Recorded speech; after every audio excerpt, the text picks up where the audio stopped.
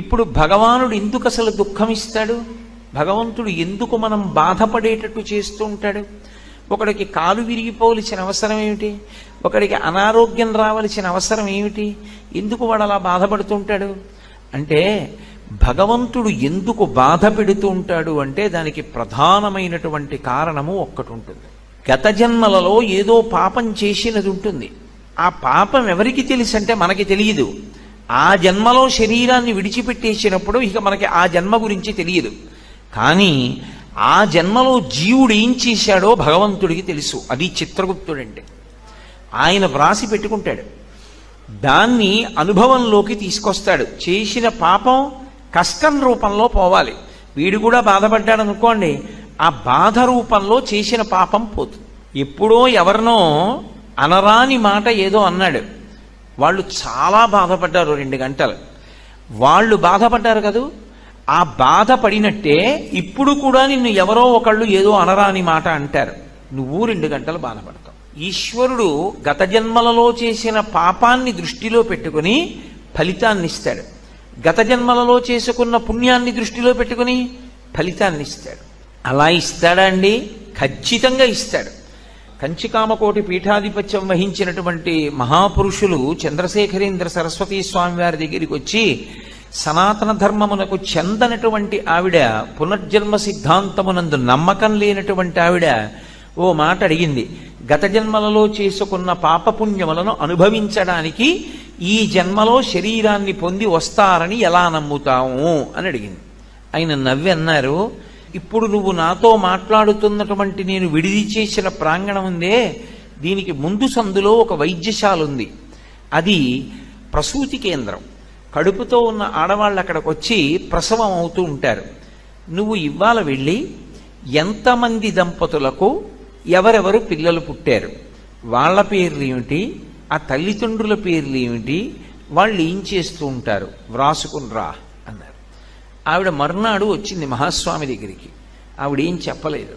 ఆయన కాళ్ళ మీద పడి నమస్కారం చేసింది. నాకు అర్థమైంది, గత జన్మలలో చేసుకున్న పాపపుణ్యములను అనుభవించడానికి భగవంతుడు ఈ శరీరాన్ని ఇచ్చినప్పుడే నిర్ణయం చేసేస్తాడు ఎవడెంత సుఖపడాలో ఎవడెంత బాధపడాలో.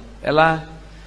ప్రసూతి కేంద్రంలో ఒకడేమో ఎయిర్ కండిషన్డ్ రూమ్లో పుట్టాడు, ఒకడేమో జిల్లా కలెక్టర్ గారికి కొడుగ్గా పుట్టాడు, ఒకడేమో రిక్షా తొక్కుతున్నటువంటి ఒక కార్మికుడికి కొడుగ్గా పుట్టి కనీసంలో కనీసం ఒక ప్రత్యేకమైన గదిలో కూడా ఆవిడ ప్రసవం అవ్వలేక అందరితో పాటు ఒక హాల్లో పడుకునుంది పసిపిల్లాడితో. ఈ ఎండలో తెలియట్లా ఎవరు చేసినటువంటి కర్మని అనుభవంలోకి వాళ్ళు తెచ్చుకుంటున్నారన్న విషయం తెలుస్తోందా తెలియట్లేదా?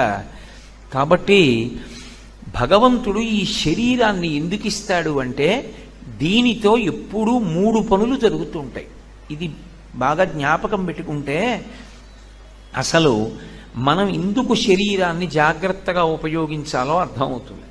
శరీరం లేదనుకోండి, సుఖం ఎలా అనుభవిస్తారు, దుఃఖం ఎలా అనుభవిస్తారు నాకు చెప్పండి. గతంలో చేసిన పాపం ఉంది, దుఃఖం అనుభవించాలి, శరీరం లేదు, ఎలా అనుభవిస్తారు? కుదరదు.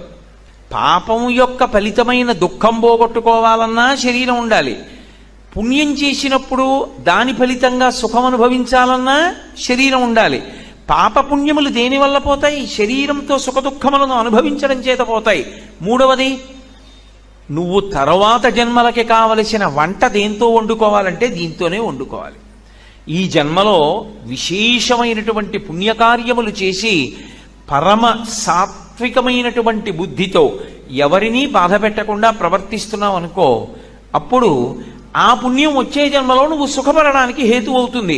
ఈ జన్మలో బలం ఉంది కదా అని అందరినీ బాధ పెడితే ఆ బాధ పెట్టినటువంటి పాపం వచ్చే జన్మలో దుఃఖంగా అనుభవించడానికి పనికొస్తుంది.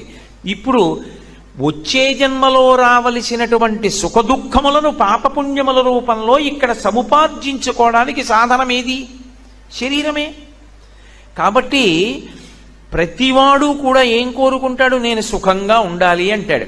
మరి ఆ రోజున ఒకడికి కాలు విరుగుతోంది, ఒకడు జారి పడుతున్నాడు, ఒకడికి జ్వరం వస్తోంది, ఒకడికి తీరా రైలు దగ్గరికి వెళ్ళిన తర్వాత రైలు వెళ్ళిపోతోంది, అయ్యయ్యయ్యో నేను వెళ్ళవలసిన దానికి వెళ్ళలేకపోతున్నాను, ఆ రైలు వెళ్ళిపోయిందిట అని వాడు విపరీతమైన క్షోభకి గురవుతున్నాడు.